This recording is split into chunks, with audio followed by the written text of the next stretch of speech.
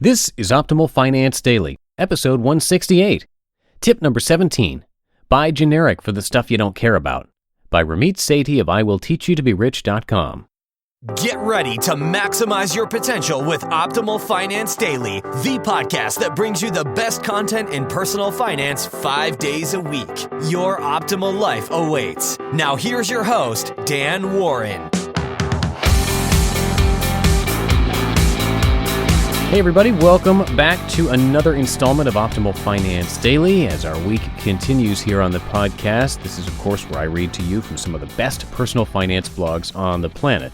Today's episode is a post from our buddy Ramit Sethi of IWillTeachYouToBeRich.com, and we'll get to that in just a minute. Today's episode has been generously sponsored by FreshBooks, the cloud accounting software made for small business owners and freelancers. They just launched an all-new version that is easier to use than ever, and I'll tell you more about that later. But for now, try out all their features for a month for free, and you don't even have to give them a credit card. Just visit freshbooks.com/finance. And now let's hear Ramit's tip as we start optimizing your life. Tip number 17, buy generic for the stuff you don't care about, by Ramit Sethi of IWillTeachYouToBeRich.com. This is tip number 17 of the Save $1,000 in 30 Days challenge. Today's tip is to buy generics for the stuff you don't care about, while continuing to buy brand name stuff for the stuff you do care about. When I was growing up, I was a pretty good kid, but I still remember one of the most annoying and bratty things I ever did. For some reason, I demanded that my mom buy me this expensive shirt. It was Ralph Lauren, I think. My mom tried to talk me out of it for hours, but I screamed and cried, and she finally got it for me. The next day, I wore it to school where I was on lunch duty, and my dish that day was berry cobbler. Because I was young and dumb, I thought it'd be fun to smack the cobbler with my spoon, which immediately turned my brand new shirt purple and ruined it forever. The cost difference between generics and brand name goods can be significant when you add it up, but the differences in quality have been steadily dropping for years. Yet we tend to buy what we know, which is always amusing because I have friends who insist advertising does not affect them. They say this while eating Cheez-Its, holding a Starbucks Frappuccino, and paying for their new Nike shoes with money from their Kenneth Cole wallet. When it comes to generics versus brand name goods, one of the most under-considered factors is prioritization. If you want to save $1,000 this month, you have to prioritize because you can't have the best of everything. So buy brand name for the stuff you care about and cut costs mercilessly on commodities you don't care about by buying generic. My friend Jim Blomo does this better than almost anyone else I know. I remember him calling me up a while ago telling me he had just gotten another raise. Awesome, I said. Ironically, that was the same week he moved into an even cheaper place to live. Maybe it's not actually that ironic. Whereas a lot of us take our new raises and spend it, really rich people take those raises, invest them, and continue living on the older wage that they've become accustomed to. He makes conscious choices about what he spends his money on. Jim has told me over and over that he doesn't care much about living in a fancy place, so he saves money on that. He cooks at home when he can instead of eating out every day. But he loves outdoor stuff, biking, camping, travel, and so he splurges on those things. He has a top-of-the-line bike, and he just got back from a week-long trip to New York just for fun. What could you deprioritize? If I were to ask which of your purchases you don't care about, what would you say? Would you say you don't really care about your hair products? Or that you could probably live in a cheaper place? Maybe you'd say that you don't need to eat fancy cheese. Most of us don't think like this. We're also hesitant to experiment with downgrading. But Ramit, you might say, I need that shampoo. My hair goes crazy without it. Maybe it does. Maybe not. But you won't know until you test it by buying a less expensive comparison shampoo and try it out. Until then, you'll slavishly continue buying the more expensive goods. Combine all the name brand things you buy and you could be overspending by thousands each year. If you're worried about the quality going down, think again.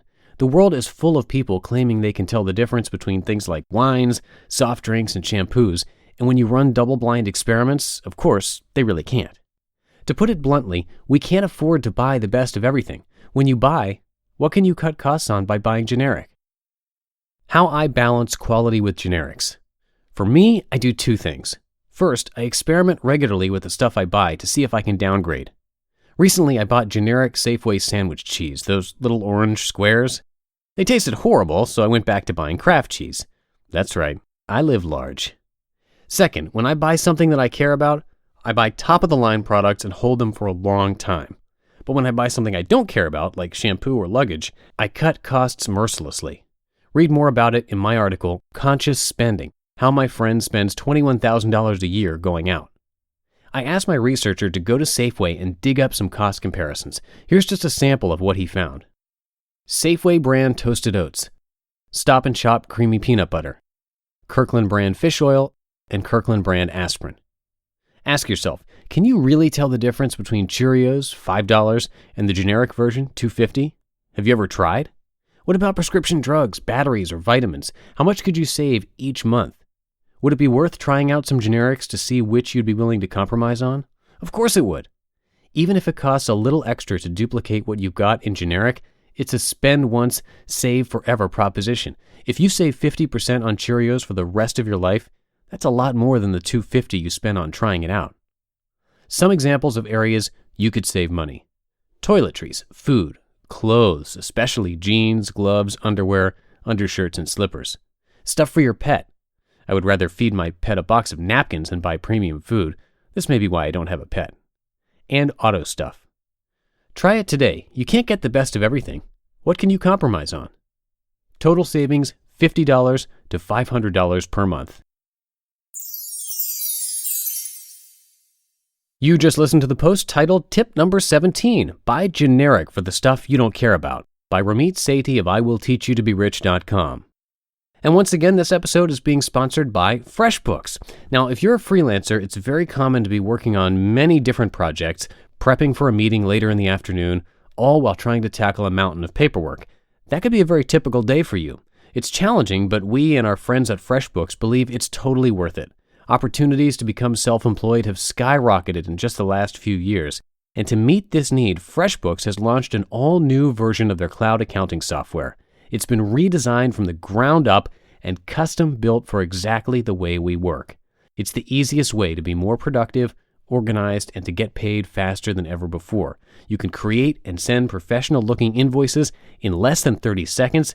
You can set up online payments in just a couple of clicks, see when your client has seen your invoice, have late payment reminders sent, and a lot more. And just for being a listener of this show, you can get a 30-day unrestricted trial of all these features. Just visit freshbooks.com/finance and enter Optimal Finance Daily in the How Did You Hear About Us section.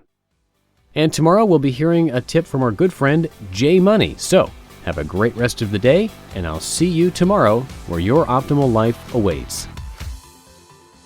Hello, Life Optimizer. This is Justin Malik, creator and producer of this podcast, but also Optimal Living Daily, the show where I read to you from even more blogs covering finance, productivity, minimalism, personal development, and more from incredible bloggers like Derek Sivers, Zen Habits, Mark and Angel, The Minimalists, and all the ones you hear on this show too.